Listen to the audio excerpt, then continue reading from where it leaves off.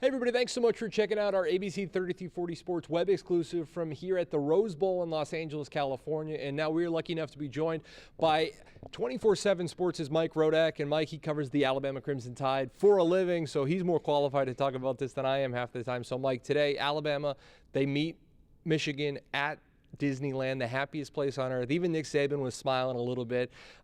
As we get ready for this Rose Bowl game, what would you say, if you have to take the temperature of the Crimson Tide, how would you feel the week has gone?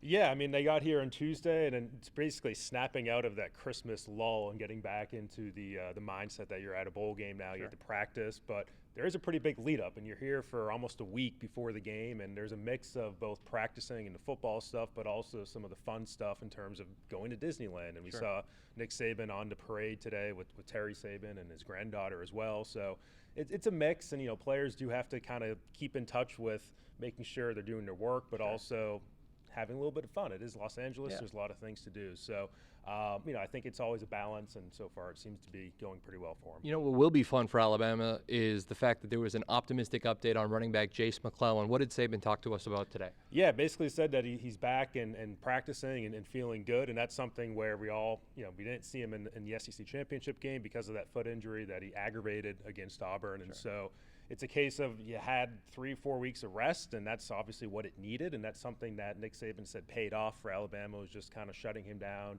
not playing him in Atlanta, and now they'll have him back for this game. But they got pretty good play out of Roydell Williams and Jen Miller in that game. They'll have Jace McClellan in. He's great in pass protection, so that adds something there. But I think we'll still see a mix of all three of those players in this game. And finally, Michigan was also here today. This wasn't just an Alabama event, and Jim Harbaugh got in front of microphones. And when Jim Harbaugh speaks, people listen, and sometimes he provides some bulletin board material. Today, he was asked about Alabama quarterback Jalen Milroe and said that, well, he's a more polished version of Alex Orji, and if you don't know who that is, that's Michigan's backup quarterback. So I know a lot of big Crimson Tide fans are taking offense to that. Is this something you think the team will use as bulletin board material, or is this just nothing?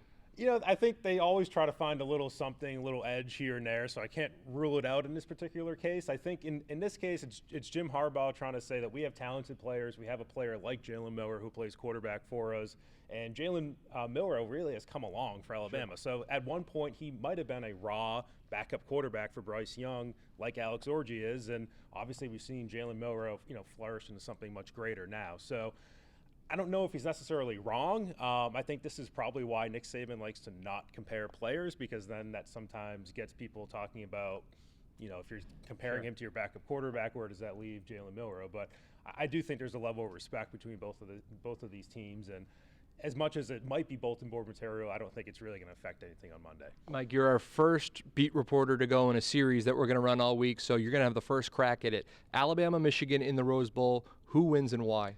I'm leaning towards Alabama in this one. I know the point spread in Las Vegas seems to favor Michigan. I think some of that might just be Michigan's undefeated.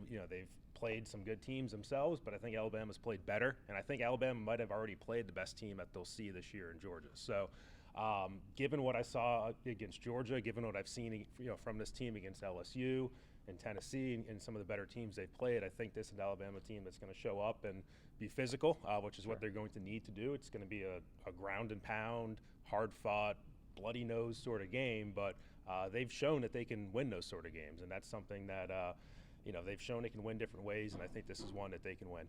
Mike likes the Tide, so do I. We'll get to our official score predictions later on in the week, but for now, reporting in Los Angeles, that's Mike Rodak. I'm Johnny Congdon, ABC 3340 Sports.